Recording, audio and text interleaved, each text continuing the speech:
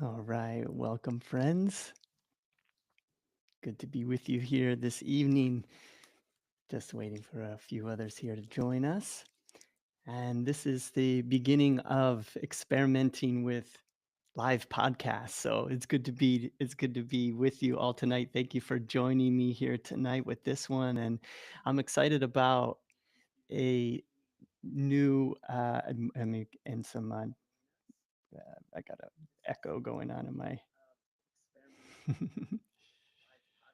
Give me 1 second here. This live stuff.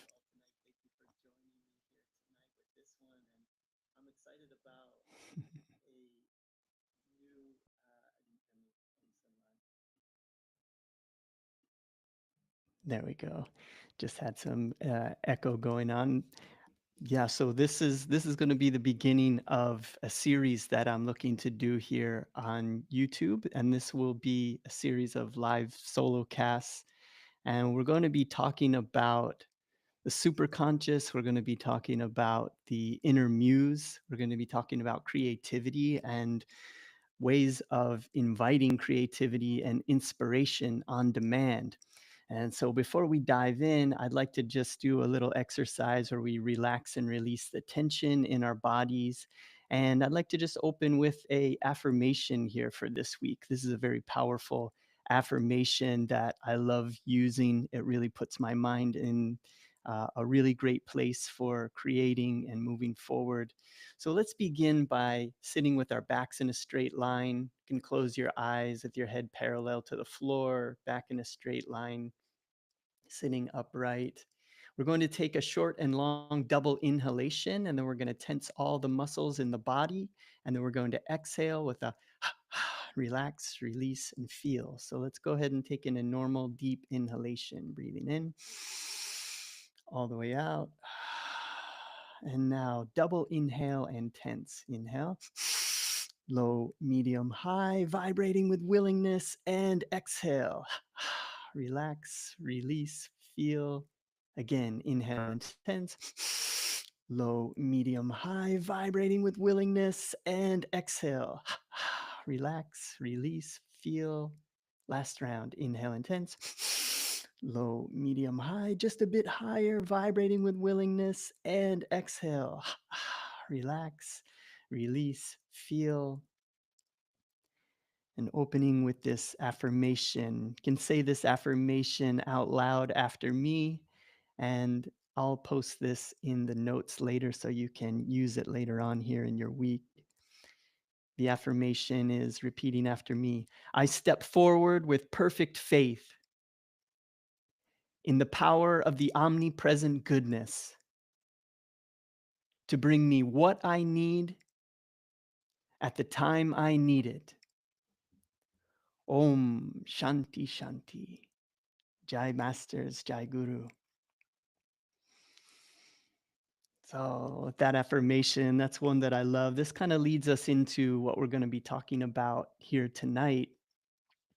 And I'd like to just kind of go back in time a little bit here, back to 2020, which is a time where a lot of things shifted and a lot of things changed for artists. And I know during that time, so many of us really made some big shifts in our careers and in things that we were doing. We started asking, why am I doing this? Or looking for ways where we could maybe have more of a meaningful effect in the world around us. And that's really what happened for me is I really got a deep desire to do good for the world at large, to find out if there are ways that I could have a meaningful impact on the world around me. And this was also the time in 2020 where I got initiated into Kriya Yoga, which was a process that I had been working on for about a year of training the nervous system and studying, working with the monks and Naya Swamis at Ananda Village in California. And I was initiated into Kriya Yoga. And it was in 2018 where I made the decision to start meditating every day for the rest of my life, no matter what. And I originally got into meditation for creative purposes, to tap into those realms beyond the thinking mind, beyond the physical realm, in order to bring visions and to uh, tune into the higher self to really provide me with inspiration and ideas and visuals for the artwork that I was creating. And that was how it got started. And then fast forward to 2020, taking Kriya initiation.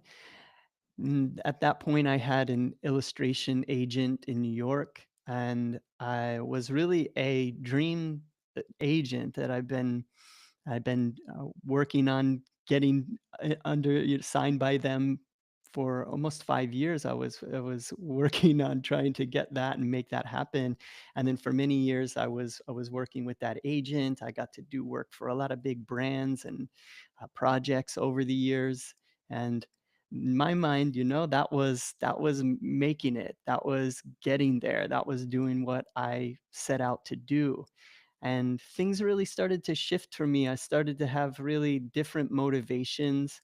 I began to become a lot less interested in making a name for myself and to have fame and to have recognition. It really became more about wanting to make artwork from a deep place and to make work that could have an impact on others for good.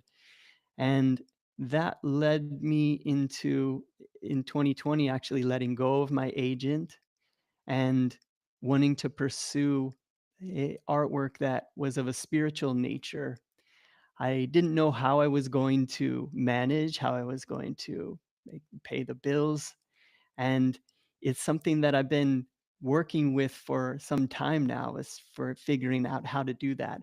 Always along the way, I've been supported by my wife, who somehow continues to stay with me throughout all of these different shifts. And these, living with an artist is not an easy thing, because we're always following this inner voice, this inner guide that is taking us into all these different avenues. And it was really with her support, and always along the way, I always found just enough to keep paying my bills and to keep moving forward.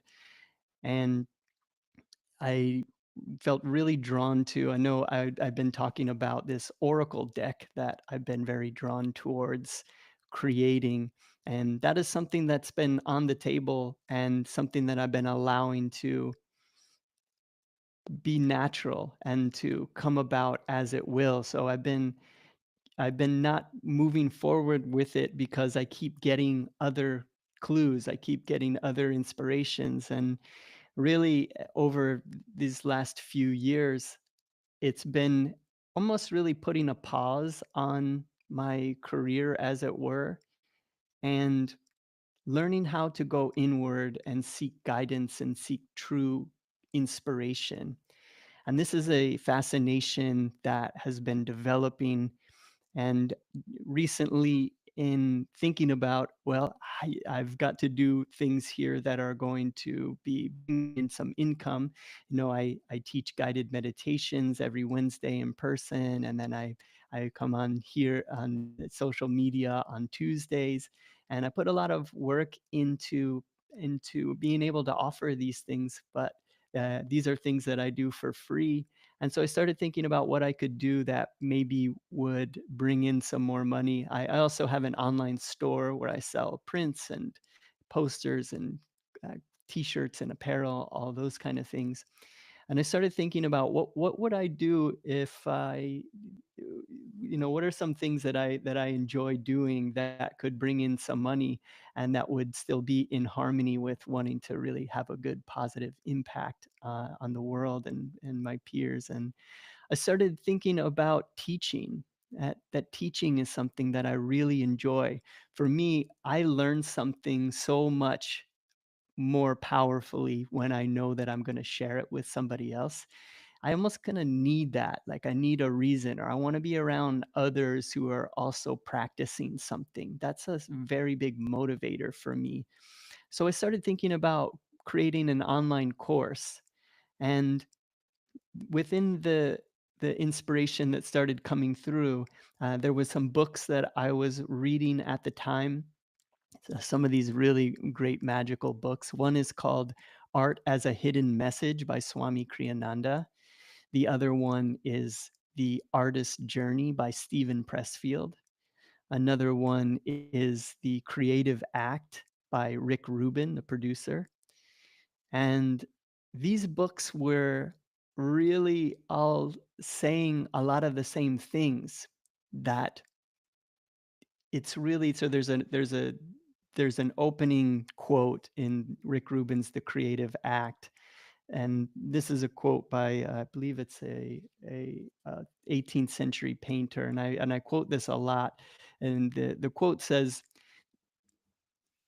"The object isn't to make art; it's to be in that wonderful place that makes art inevitable." I think I'm getting that wrong. It's to be in that wonderful state that makes art inevitable. So this is really what I want to aim at in my life, is to be in that wonderful state that makes art inevitable. To have these feelings in life and to have experiences that we are capturing with our art, or that just begins to flow out of us, and to more and more live a life where our life becomes like a work of art, that our words are a work of art, that our existence and our presence is like a work of art. And there's another book that came into my world that is called Treasure Hunt by an author named Rizwan Virk, who's an MIT computer scientist. And this book really came into my world in an interesting way. This book is around following your intuition, following clues that are put out in front of you by your inner muse, your higher self.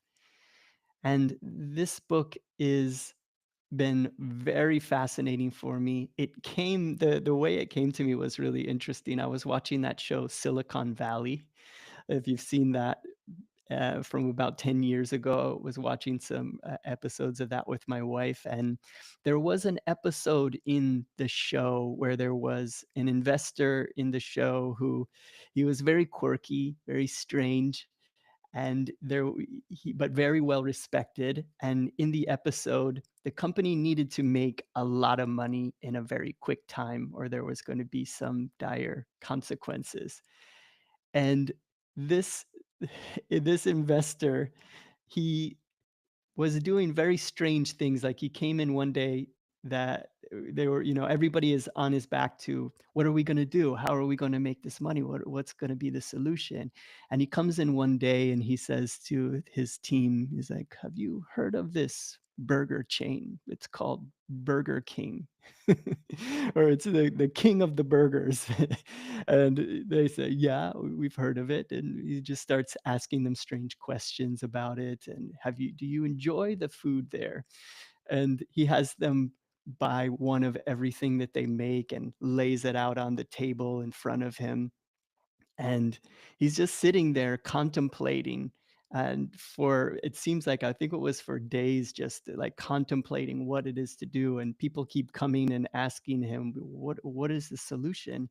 And he just keeps thinking about it until at the at the end of the episode here, he all of a sudden has this aha moment about sesame seeds and sesame seed distribution. And all of a sudden he makes a phone call and starts following these clues about it, and finds out there's a way that he could streamline seed distribution or something like that. So long story short, in a matter of days, he was able to generate, millions of dollars on this deal. And that episode really kind of struck me. It was very interesting to me, and I started thinking like, wow, like, as weird as that would be to work for somebody like that, it would be really interesting. And I wonder if there are techniques that he's using, because that show Silicon Valley, they were always kind of referencing things that were true in the real world, or the ways that different people operated. And I started thinking about that, and then I just sort of let it go. And there was so and then this with this book, I had another, day of my I was meditating and I was praying to my guru Yogananda, and it was a day where I was feeling, I wasn't feeling very enthusiastic that day. I was kind of like lackluster in my enthusiasm for my practice and for the wonder and magic of the world. And I remember praying that morning to bring back the magic, bring back the treasure hunt that I used to be on, where when I was first on the spiritual path, everything seemed awake and alive, and the universe was speaking to me, and things were flowing. And so I was praying for that to come back. And one of my friends sent me a link to a podcast by the author Rizwan Virk. And in that podcast, he started talking about this book, Treasure Hunt, and it was exactly what I was looking for, what I was asking for. In this book, actually, since Rizwan Virk is a Silicon Valley investor, tech investor, and and he was writing this book that almost exactly matched the way of subtle clues and subtle instincts or feelings of deja vu or things that resonate with a person, and then you honor and follow those clues towards where your higher self is trying to get you to go. And that's what this book was about. And also, when I looked up the book on Audible, the published date was October 17th, which is also my birth date. So I was like, oh, there's another fun little clue in there. And so I started really studying and reading this book and combining that with these other three books that I mentioned on creativity. And it really started putting together a lot of these clues. And I was following clues and making notes of every time I had a hunch or a feeling of deja vu or just a funny feeling about something or a synchronicity. And so with that, I started developing a course on creativity because for myself, I was like, I would love to really put this into a structure that I could use. And then when I'm using it, I could also teach it to someone else. And if I could also get around others who are also working in this way, that would be such an incredible community environment to be around. And so I started developing this course, and I believe that it'll be Skillshare is what I'm going to launch this on. And then within the Patreon uh, account that I have now will be a way that I can gather with those who are taking the course and where we can share our experiences and encourage each other. And so I put together this course. I wrote the whole outline and I'm about ready to start recording the videos and the lessons, and it's also going to have experiential practices of meditation that we can use within it so that you can not just hear about these things but also get a feeling for it and invoke and invite. So the first thing with this course is to first to reawaken the child within. And this is really important, is to reawaken that sense of wonder that we used to have when we were children that we may have lost as we get older. And and actually, as I was writing that part of the course, I did a podcast with Richie Beckett, which is a fascinating and incredible illustrator that I'm a big fan of. And when I was talking with him, one of the first things that he talked about was wanting to really rekindle his childlike nature, the childlike feeling that he had when he first got into art, and he felt like that was slipping, and then that was having an effect on his art. So I thought that was really interesting. And then within the book, Rick Rubin's book, The Creative Act, he talked a lot about rekindling that childlike feeling. And this is a quote from the book here, The Creative Act. He said, "This freedom is not as difficult to achieve as one might think. We all start with it.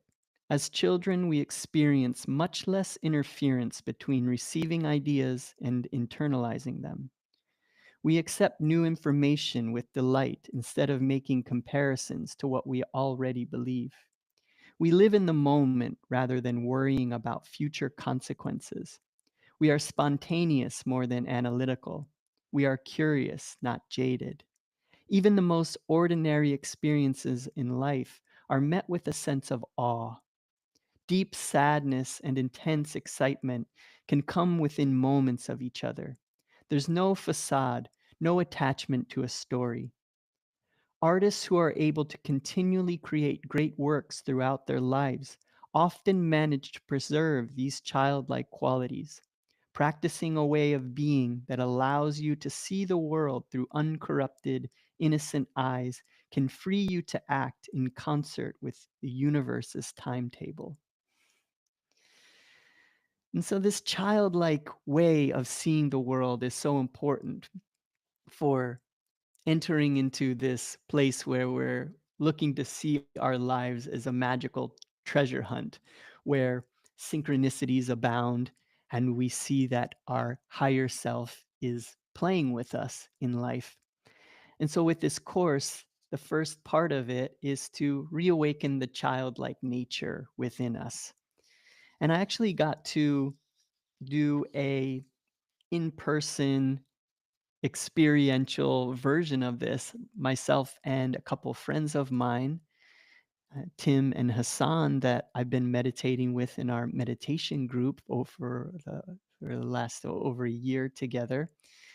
And we just did our first meditation forest hiking camping retreat. We did that 2 weekends ago. And I actually got to take this course that I've been developing and to present it and offer it through meditations and through talking about these different ideas with the group. And we got to progressively go through the hero's journey. And with the retreat, we were able to have the physical exercise, the physical effort that we were putting in. We hiked 8 miles through the forest. We were carrying all of our gear for our tents and our sleeping bags and all of that into the forest, and we camped around a lake. And along the way, we had meditations and we did rituals around connecting with our inner guide and with our purpose. And my friend Hassan, he does human design and gene keys readings for people. So we had a a purpose animal that we offered to everyone that came with a reading that would connect you to the purpose for why you came here, your soul's purpose for why you took birth at this time, in this body, in this place. And it was fascinating to see how people really connected with their purpose animals. And so we did a ritual around invoking those animals and then also giving them to each of the guests. Tim got each of the guests a physical representation as a little brass totem of the animal, and then we presented that to each of the guests that we had on in the retreat. And so we first started with welcoming and opening ourselves to that childlike nature and wonder, and then delivering the purpose animal to the guests to then bring that awareness into our minds, and then doing the ritual of really inviting and accepting that. One of the other steps in the course is around the threshold guardians that show up for us, and the resistance that Stephen Pressfield talks about in his book the Artist's Journey. That anytime that we take on a noble concern for the world, we have a noble concern for the world or for ourselves. If we take on anything good, anything that we're doing, even if it's like a workout for ourselves to do good for ourselves, or if we take on a project that we're excited about, we're always met with a equal and opposite force that tries to get us to stop, tries to keep us from doing that work. And I like to think of that as a threshold guardian. And I also like to think of it as not an enemy, but rather a a guardian that is really just testing us to make sure that we are ready. And once we see this threshold guardian in our mind, because what it will feel like in a moment, I like to have these metaphors because it helps me to say, like, oh, I see you, threshold guardian. It'll come up and it'll try to deceive us. And it's really just the ego trying to preserve itself. It's trying to keep you from transcending the ego. And so it'll come up and it'll come in ways of like perhaps it will come in as self-doubt. It may come in as distractions, maybe vices that you struggle with start to show up and distract you from doing your work. It may show up as a feeling of maybe wanting to give up and give in, or a feeling of what's the point, or who am I, or all of these things, these deceptive things that come into our minds, where when we started, we had so much enthusiasm and we were sure of ourselves, and then that threshold guarding, that resistance comes in and it tries to get us to stop. And we can have uh, mentors and friends that show up during this time that encourage us to move on and to move past these. And so this is a part of the course that I'll be teaching is on the threshold guardians, is to recognize them, and we encouraging each other to move beyond them. But first to have a love in our heart and a noble desire in our heart to move forward without hubris, but with competence and courage. There's a quote that I love from this is a quote from Joseph Campbell in The Hero with a Thousand Faces. And he says, "The powers that watch at the boundary are dangerous. To deal with them is risky. Yet for anyone with competence and courage, the danger fades."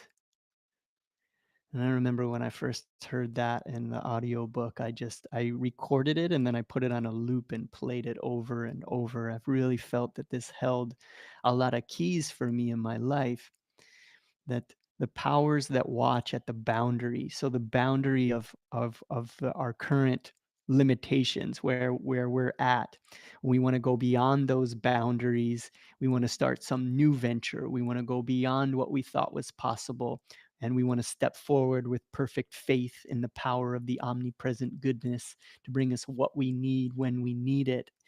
And we want to trust that mighty forces are with us when we are bold and brave.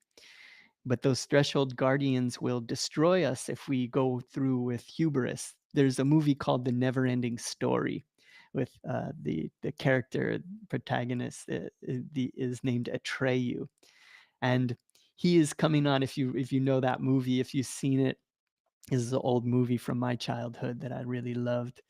And there's a scene where there's a threshold where there's a gate that there's a Atreyu and this wizard are looking down and seeing these two giant sphinxes made of stone, and the sphinxes have lasers for eyes, and their eyes are closed, and they're looking down and they see this knight in armor and a sword, and he's so confident, and he has all of this hubris. He thinks that he can move beyond them and move past this gate.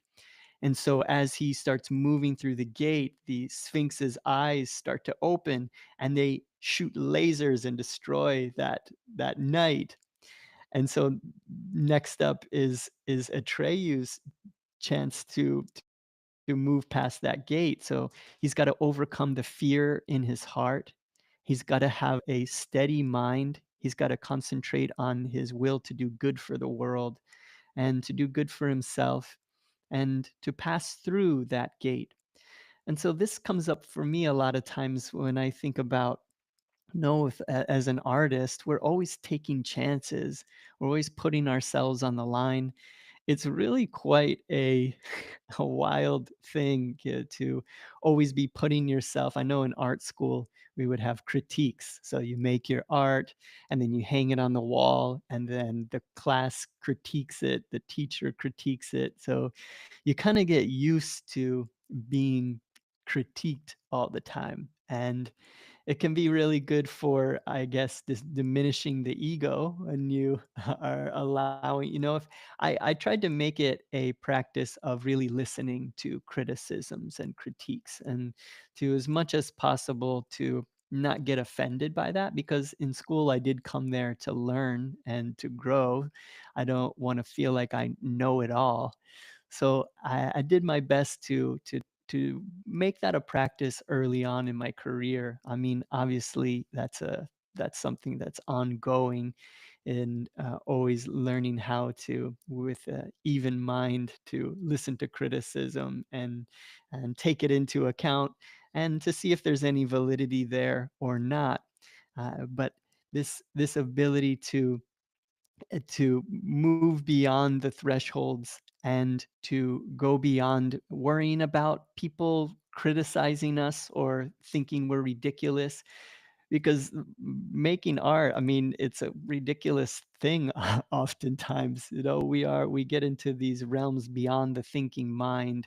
We go into our inner worlds, and it was Stephen Pressfield. I love his definition of an artist. He said that really the skill that an artist has, really the only skill that qualifies someone as an artist, is the ability to shuffle back and forth from the physical material plane. He calls it level one of the physical material plane, to shuffle from this physical plane into the realm of the unmanifested world, the plane of pure potentiality, the ground of being, the world of pure feeling, and to shuffle back and forth from that realm back into the physical realm, and to bring back the gold of that journey, and to manifest it here in the physical world as our art.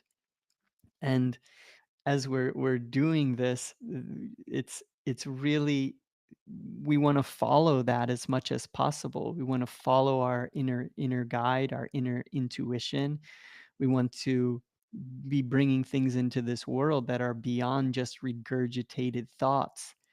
And this is something that I'm very, very interested in, and why I started making this course, so that I could practice these things, and to become a true artist. Talks a lot in that book about what's called the muse, the inner guide, the daemon, the higher self. The definition of the daemon is known as genius, the inner genius, and we see a genius work of art, a genius work of music, of sculpture, of writing. uh, Writing can be very fascinating, because that you see all these stories that we see in TV and movies and novels, and like, where do these stories come from? How could one person have all of this within them? And really, what it is they're going beyond their own experiences, going beyond the thinking mind, and allowing something else to write through them. Or you can think of like a battle rapper or a freestyle rapper, which just all of a sudden, they go into calm the mind and go into this place where they can just start spitting rhyming lyrics. And it's fascinating how people can do that. Or you see these authors that just are able, one book after another. And like, you look at a guy like Stephen King, and it's like, look at all the books that he wrote. Or on the opposite, another higher consciousness realm of that would be Swami Kriyananda, where in his lifetime he wrote 150 published works and books, 400 pieces of music, and he's got thousands of recorded lectures where he just starts with a topic, and then all of a sudden can just go and riff and deliver, and allow these inspirations to flow through him.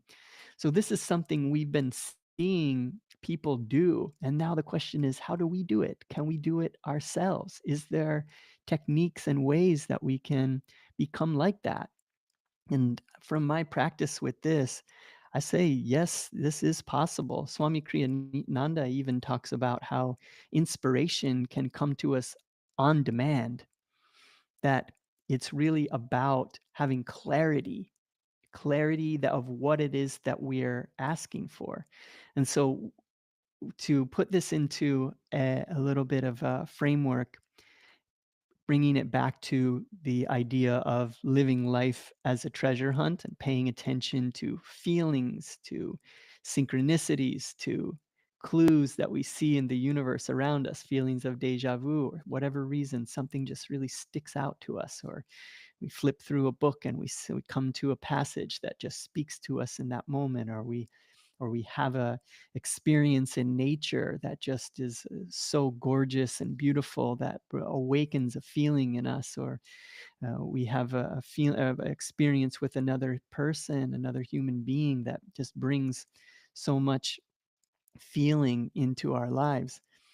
That it's first about having those experiences ourself, and then artwork can be a way for us to convey and also invite others, viewers, listeners, readers, to join us in that feeling.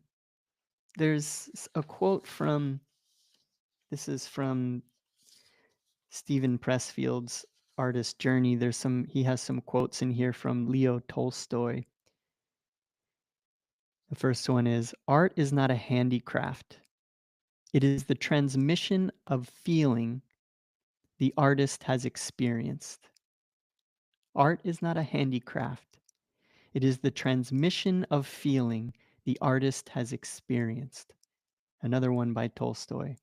"A real work of art destroys in the consciousness of the receiver the separation between himself and the artist."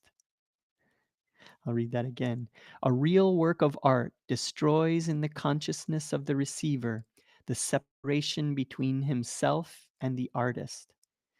So, a real work of art, a true great work of art, allows the receiver of that work to have no separation between themselves and the artist. It invites that receiver to step into the bhavana, the feeling, the transmission of the depth of feeling that that artist had when they were making the work, and allows and invites you to also be able to step into that feeling. This is one from Robert Schumann. "To send light into the depths of the human heart, that is the artist's calling. To send light into the depths of the human heart, that is the artist's calling." And so it's makes a lot of sense that in our lives we should be seeking those depths, that light, that those feelings, those uplifted feelings, that those super conscious connections, so that we can be someone who delivers that work, that through our work. So tying this together and thinking about, okay, these things that happen in our life, these feelings, these clues, making notes of those, and then looking to see what the universe is trying to get us to do. Something wants to happen through us. This is really a call to artists. I really, any and everybody's an artist. It doesn't matter if you're a painter or a musician or a writer. We're all artists. We're all creatives. We all have this ability within us. And so with this is, we have the feeling, we see the clues, and we know that something wants to happen through us. And so we can use meditation, and Stephen Pressfield has a prayer to the muse, saying these prayers to the muse before we begin our work. I do that every day. And we then have something that we would like to make a painting around, an illustration, a song. And how do we do that? How do we transform this feeling that we have? And if you think about that idea of shuttling back and forth from level 1 of the physical plane to the level of pure feeling, we can think about that level of pure feeling, bringing that feeling into our hearts, and then that feeling translating, say, into words that we want to share and write. And then so it goes from a feeling, non-physical, into ideas, thoughts in the mind, and then those thoughts become translated into writing, and then that can convey that feeling to someone else who is reading those words. And so this is really what all of this is talking about. And there are techniques and methods that we can use to cultivate this within ourselves and to become better at this. It's just in the same way we can practice meditation, we can practice going into that state of no mind, pure feeling, and then we can receive inspiration. And Swami Kriyananda talks about that there are two kinds of inspiration. There are thoughts that come from that are regurgitated or reformed in the thinking mind. We're just taking something that we've already seen before, and then we're repurposing it or putting it together in a new way. Or there are inspirations that come from the superconscious, beyond the thinking mind, to bring something completely fresh and brand new into the world that goes beyond anything that we have seen before. And the superconscious inspiration is, he says, more to be desired than the lower, for it has its ground in truth and not in purely just the imagination or the subconscious realm, because the subconscious realm is just full of everything and anything. We can, just because we get an idea, we feel really strongly about it, we still could be moving in a direction which could be a negative pattern that we have in our lives. And Rizwan Virk talks about ways to detect and notice the patterns that we have, and he calls those anti-clues. That's sometimes these things that come in, they can feel so strong, we could be so excited about an idea, and then when we get into it, we're like, "Oh, man, I wish I wasn't doing this now. I've got this new idea and now I'm kind of trapped doing this. And man, I just went back into that pattern again. It's an old pattern." So there are ways to kind of have these scales where we can weigh it, or you have an idea and we water it with love, as Swami Kriyananda says, and we see whether or not that idea grows stronger. The impulse for the idea grows stronger or weaker when we hold our thoughts up to the calmness within. In calmness, I receive inspiration from my higher self, is an affirmation. And drink a little water here. That there are ways for us to be able to weigh and measure and to find out if this is something that we are really being called to do. A little example here in my work. I I'm in a group show coming up at a gallery called ABV in Atlanta with Greg Mike and his team.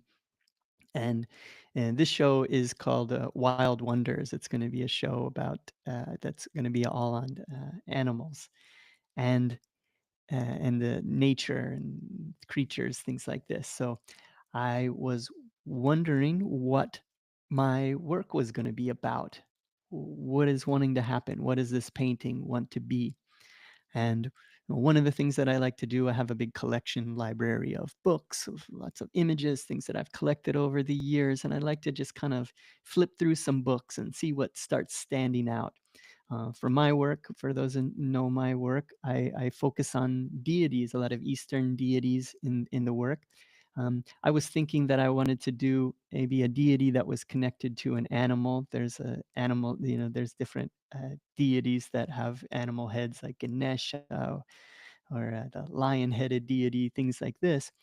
And I was thinking that the work would be around something like that. So I'm looking through different books that kind of stuck out. And as I'm looking through this book, it's all Eastern Buddhist and Hindu deities. It's a book from Thailand that I got. And the first page that I opened to, the whole book is filled with other Eastern deities. And I open the book and it has an image of Thoth or Thoth from the Egyptian mythology, the god of writing, the god of magic, god of the teacher of man. And I thought, oh, this is kind of interesting. What is this doing in here? This is an Egyptian deity. So it kind of, and it gave me kind of a funny feeling, really interesting interest in Thoth. And I put that book down and I grabbed another one. And this was a book on the flower of life, one that I got a while ago from like a secondhand bookshop. And it looked interesting when I got it. I hadn't really read through it yet. And I opened that book, and then lo and behold, there's a photo of a stone tablet or a hieroglyph with the image of Thoth in it. And I was like, wow, that's kind of interesting. Two in a row there. So I bring those books over to my desk, and I was going to just, do some research on Thoth. And I looked at my on my desk. I had a tarot card deck on my desk, and the name of that deck. This is a Aleister Crowley tarot deck, and the name of it is Thoth.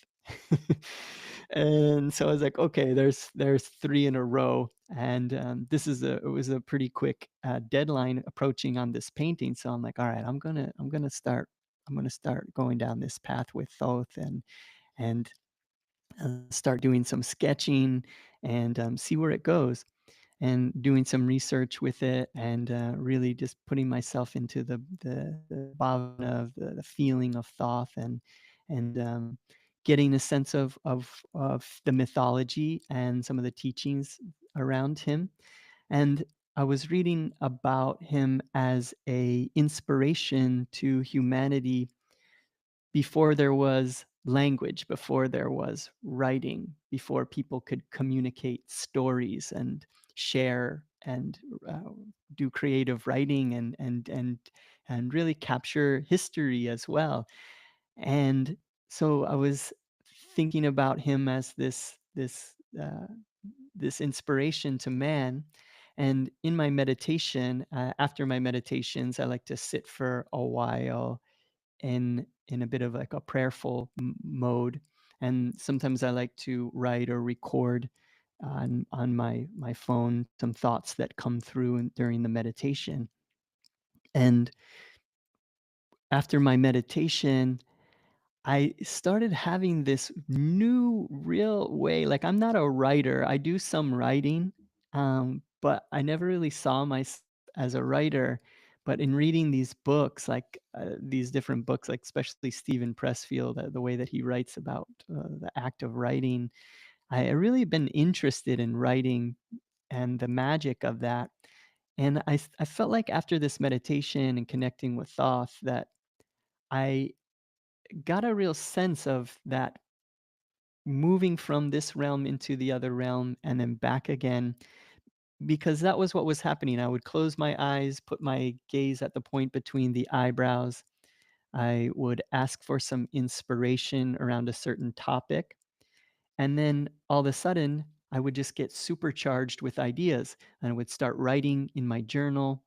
And then as soon as I sort of hit a pause in what I had to write about, I went back into meditative state, gaze uplifted at the point between the eyebrows, relaxing the body. And then all of a sudden, new insights, new ideas start coming into my mind. Then I would pause again, start writing.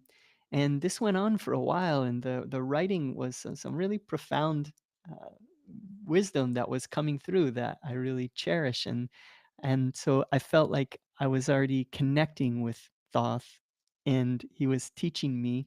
And I also, so in that moment too, I'm asking my guru Yogananda to come to me in the form of Thoth, to give me inspirations through this ancient symbol. And more synchronicities were happening. I was a good friend of mine, a wonderful artist that lives in Thailand that I've had on the podcast before, Luke Brown, who was in town here in St. Pete here a little bit ago. And I was telling him about Thoth and this in these synchronicities that were happening. And as we were walking down the street and I was talking to him and about these synchronicities, a woman is walking towards us and she has a t-shirt on with a pyramid on it and hieroglyphics on it. And I'm just like, well, there's another one. And we sort of laughed at it. And it's like this magical perception of reality that starts opening up when you start to invite it and wanting to see the world in this way, that our higher selves got our attention. And then it starts really playing with us. And this is the way that I really want to create all of my work, is to have these experiences and feelings and then work those into the pieces. So something that I always think about when I'm making a drawing or a painting is that is the feeling or the state of consciousness that I'm in while I'm making that work. And I think about the connection with the viewer. I say to myself, if I'm enjoying drawing this line, painting this line, then chances are someone who's looking at it will enjoy it as well. And I do my best to keep alive the magic and the feeling in myself while I'm making the work. So I'm now working on this painting, and that was, you saw in the preview thumbnail of this podcast here. It was the illustration that I made around Thoth, and now I'm working on the painting of it. And all along, what I'm doing is keeping alive that magical feeling that I had when I started noticing that the universe keeps sending me these thought synchronicities. And as I'm continuing to do that, and the feeling that I got once I started getting that inspiration around writing, that I'm putting that feeling into the piece. And something that came up too as I was working on that piece is a real feeling that I'm ready to start creating the artwork for this oracle deck that I've been talking about for a while. Maybe a lot of you have been waiting on me to like, where is he at with that? He's been talking about it forever and I don't see it. So I got the feeling here now from starting this Thoth painting that he is going to be the first card in the oracle deck, and that this oracle deck is going to be I'm feeling so enthusiastic about it, is going to be now deities from cultures around the world, not just Hindu and Buddhist deities that are normally my cup of tea. It's branching out now, just really asking the universe what wants to happen and following these clues. So I'm going to be in real time following the clues, just like this first one. And I'm going to be sharing these clues, these synchronicities in my Patreon, also with you guys through the podcast and through my social media. I'm going to really be making it a journey that you can follow along with, and then also be teaching you how to do it and get around other people who are operating like this, and we can share our stories in the chat. And I'll be sharing a lot of these books, and I'll be creating guided visualizations and meditations. And like I said, I'll have the Skillshare course that I'll be recording and putting out there. But this is now, I'm really happy to say that I feel now that this first card is happening. And with each of the cards, I'm going to be making a painting. And so, in order to be able to support this ongoing long project, each painting will be available for sale. And then I'll be making available prints and apparel that will go with each of the deities, each of the oracle cards. And with each of these as well, what the idea is that when you'll be able to roll over this card with your phone, and then you'll have a series of options. So one of the options would be to hear a mythic story of the deity. So say if it was Thoth, you would hear a story about that deity that would speak to the person. It may unlock within you some aha moments as you hear the story. You could also select to hear a guided visualization, meditation with that deity. And then another option is to hear the symbolism of that card and the way that it relates to your journey. And so each of them will have that. And so as I release these prints and the apparel, I'm also going to be releasing these meditations and these short stories for people to tune into. So it's going to be a long ongoing project until that whole deck is done. But this will be this series where you can use these and you can use these meditations. And I'm going to be figuring out just exactly how those all go out. Maybe they're going to be in the Patreon page, and maybe some of them will be available on YouTube for free. And this will be just a fun way for me to teach this course, also demonstrate it in the artwork that I'm making, and be able to connect and be in a community with all of you that we can really step into our power as creatives this year, because I really believe that it is time for the artists.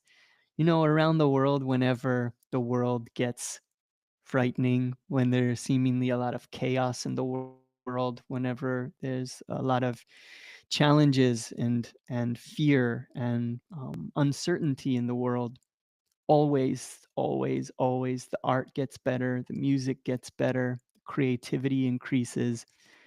And it's a real call to us to not lose heart, to not get distracted, because that is the resistance. If we're getting distracted by the news, if we're getting distracted by fears, if we're getting distracted by doubts, or we're or we're upset about the current state of social media, and we're upset about the current state of AI, and we're worried about how things are changing.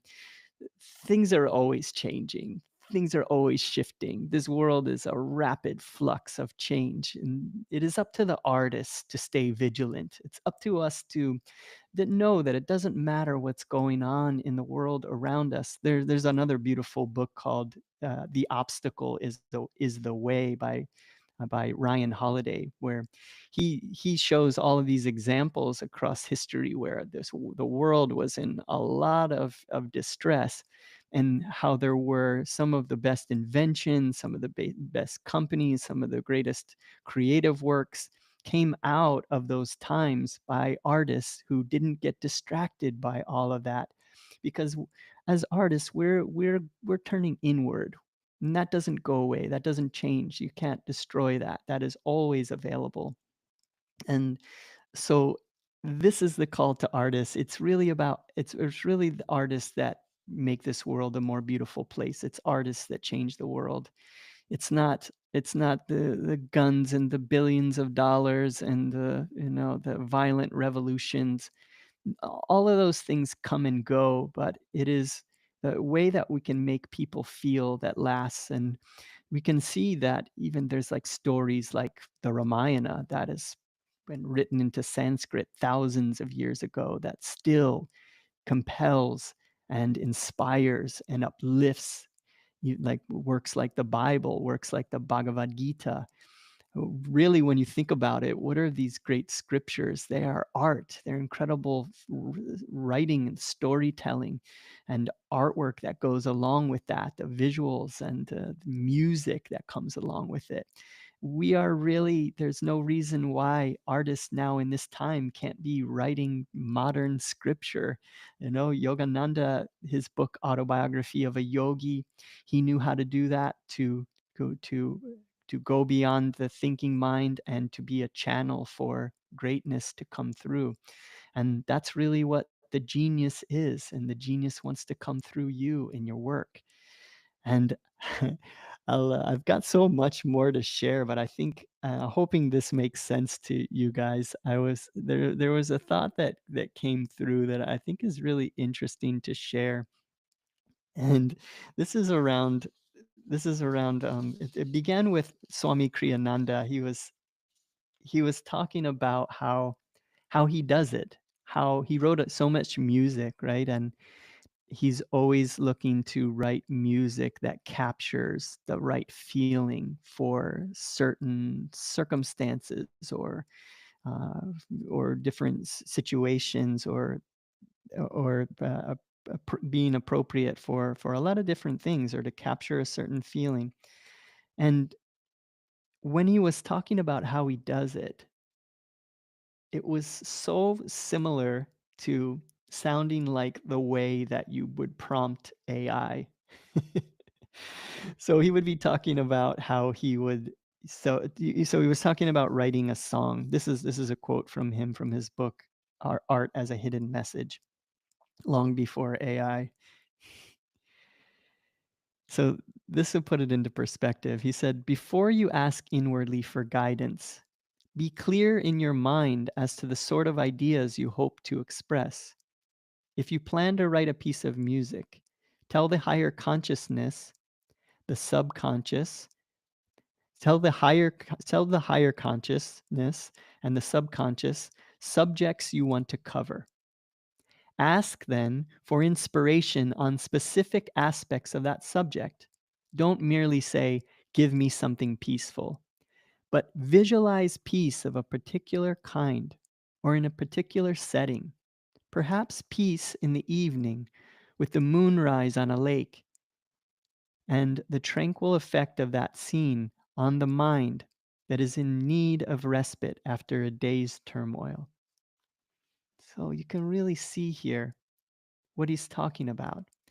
So maybe you've experienced that before. Maybe you've experienced a a moonrise on a lake, and the tranquil effect that that scene has brought you. It brought you a respite after a day of turmoil. Maybe you've had that experience. So say you want to create a song or a painting that captures that feeling and it allows others to have that feeling. So being very clear in what you're asking for. He said, here too is an important adjunct. Let your mind flow forward, completely confident that the inspiration you want stands before you, its arms outstretched, waiting. This is faith, faith that requires an unhesitating commitment to energy. And he says, to achieve inner clarity, certain attitudes are necessary. The most important of these are faith, as I stated earlier, openness, and love. Patience too is needed, for the answers don't often come at the very moment you ask for them. And remember for now that even a little lack of clarity at the source of creativity may result in no clarity at the end. So he's talking about it being very important when we start a creative project to have clarity of what it is that we are looking to accomplish. What feeling is it that we are looking to express in the work of art that we're making? And so bringing it back to this idea of prompting the universe, I feel that we can go inward and in our minds, just as he said here, not just say, give me something peaceful, but visualize peace of a particular kind or in a particular setting. So visualize peace in the evening with the moonrise on a lake and the tranquil effect of that scene on the mind that is in need of respite after a day's turmoil. So, can you imagine bringing that thought up into your mind? And Swami Kriyananda says that we should uphold our thought in calmness. So we have a calmness about us. So I hold my thoughts up to the calmness within. In calmness, I receive inspiration from my higher self. So we get calm, and then we get very specific and clear about our intention for the work. And then, with our gaze uplifted at the spiritual eye, we send that to the universe, just like a prompt. So it makes so much sense to me. It's like, okay, if you just said, give me something peaceful, something would come back, but it wouldn't be very clear or very good in your AI generation. But if you were very specific on what you were asking for, and you were writing that spell initially, essentially, into your computer, and then you would get back something that was so much closer to what you had in mind. This is so much similar to what Swami's talking about. It's being very clear, using the point, the gaze uplifted at the point between the eyebrows, sending this out, holding that thought up to the calmness, and then feeling, allowing that feeling to come through, that feeling that you want to express, and then feeling that feeling. So that's shuttling back and forth from level one. So level one into the realm of pure feeling, having that feeling yourself, and then bringing that back in and then getting to work. Maybe all of a sudden, like Swami, he would start to hear a melody in his mind, and then he would go to the piano and play that melody. Maybe ideas for writing come into your mind, and all of a sudden you're writing. Maybe a vision comes into your mind for a piece that you might create, and then you start sketching, drawing, painting. This is really fascinating to me. I feel like my experiments with AI have helped me to better prompt the universe and to ask for inspiration. So I've been practicing this, and I'm going to be making this also kind of a part of the course that I'm teaching here, of ways that we can do this. So, maybe I always look at technology as a way of showing us more about the nature of reality. And I enjoy virtual reality. There's a virtual reality, they call it a sandbox here, where you put on a haptic suit, and you put on sensors on your arms and your legs, and you put on the goggles, and then all of a sudden you're transported into this virtual reality space, and you are now, you start to think that this is my body, this is like really quickly, things that you see in that video game reality, like, you might try, I mean, it's like there was part of this one where I leaned on something, and I really almost fell over, because that's what Rizwan Virk talks about. That was a aha moment for him, is like, all this didn't really take very long for me to feel like I'm in this world, I'm in this other body. And so, like, a technology like that is showing us the nature of reality, that we actually are in an illusion. This is what all the great saints, sages have been telling us. And now our science is actually telling us that this is most likely the case. This is Rizwan Virk also wrote a book called the the simulation hypothesis, and he teaches courses on that. And they say that it won't be only maybe a matter of some decades before we are experiencing virtual reality that is indistinguishable from the world that we are experiencing now. So he was saying that chances are, if that's on the horizon, if that's possible, the chances that you are currently not in a virtual reality video game uh, right now are actually very slim. That really blew my mind when I heard that and started to think about that.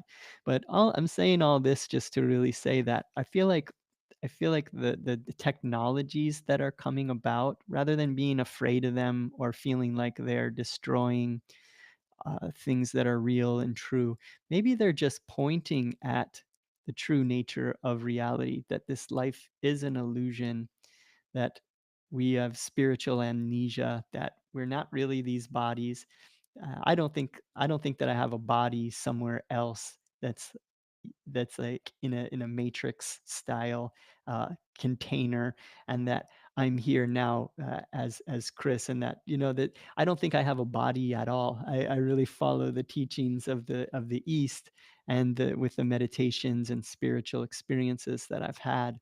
I believe that we're all formless, infinite, eternal beings, just having these experiences, having these human experiences in these bodies.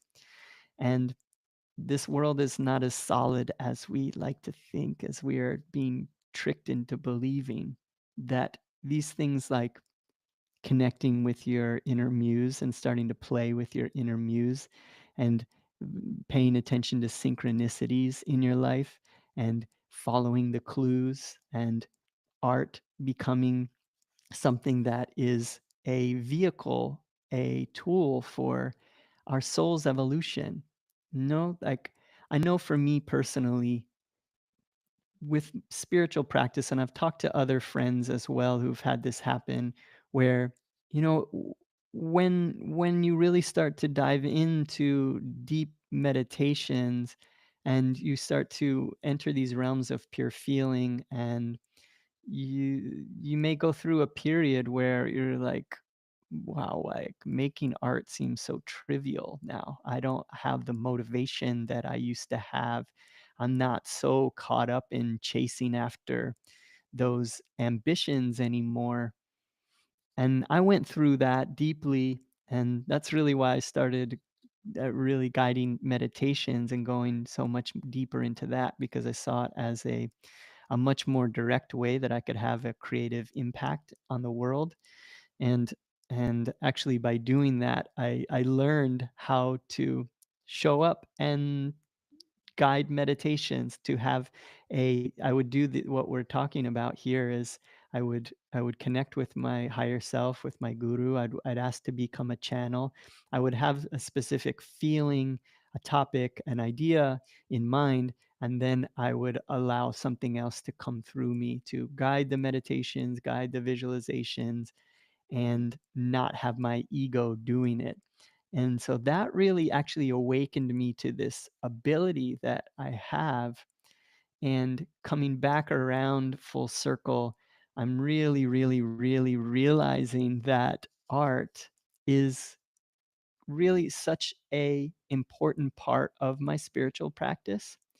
It's bringing in that play and that fun and that spiritual adventurousness, and a way to convey feelings and ideas to people, not just through words, but through images and through writing and through meditations, and allowing myself to have those experiences and having a way to convey those to others. And I feel like this podcast is also that.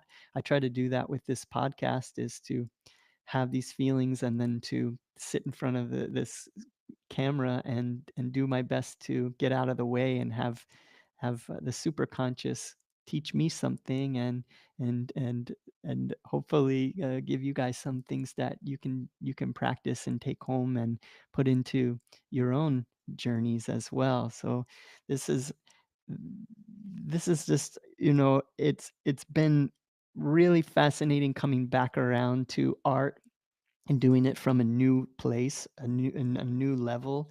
There's a quote here. Let me see if I got that one. Oh, I don't think. Oh yeah, here it is. This is one from Swami on this topic. He said, "Sooner or later, your art will become for you an expression of wordless yearning for the source of your own being. And then, at last, leaving art itself behind, your soul will offer itself to the Divine Mother of all life. Love alone, then, will be your art, and your heart will sing in resounding but soundless melody." I just find that so breathtaking. That this really seems that art is a natural part of the spiritual awakening process. And so this has me really fired up about making art and about connecting with these ancient symbols that really are all mirrors of us. And they are mirrors of the natural world, the mirrors of nature, mirrors of consciousness and energy. And the with this work that I'm doing with the oracle is that same process with Thoth, and then having that painting process where I'm spending time and meditating with and connecting with that feeling, and then being able to then write and to create the guided meditations on what I learned, and then just doing that over and over with each next one that comes up. And it's got me so fired up about artwork again. And so thank you to everybody that's been patient with me. I know, like, those of you in the Patreon, I was really planning to start that a long time ago and to have you guys following along with that process, but that is happening now. I'm off and running with it, so I'll be sharing a lot in there. and I'll be recording these courses soon, so I'll be sharing that. And then each Tuesday, this will be a way where we can just gather together and talk about these things, and really uh, just form community around these things. And if you I would love to any comments that you guys have, any experiences that you have, like drop those into the I'm going to post this on YouTube. I'm going to do a little bit of editing and put this on YouTube. It'll also be in Spotify and Apple Music, and anywhere that you want to leave some comments or likes, or share this with your friends. Please help me spread the word on it. I've been doing this podcast now for quite a while, some years. This is episode 59, and is really just a small core group of you that are watching these. There really isn't a lot of viewership on these, but I keep doing it because I love it, and I feel that it's teaching me so much. And I know that there's a few of you out there that really get a lot out of it and watch a lot of these. And it's funny is like whenever I feel like giving up, or I'm just like, all right, this isn't getting any traction, maybe I should be doing something else.